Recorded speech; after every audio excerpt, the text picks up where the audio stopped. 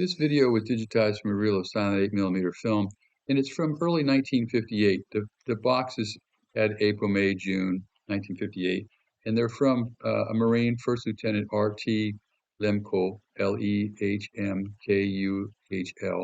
and he flew with the Marines VMF-323 MAG-11, the Death Rattlers, and they were stationed out of Naval Air Station Atsugi, Japan.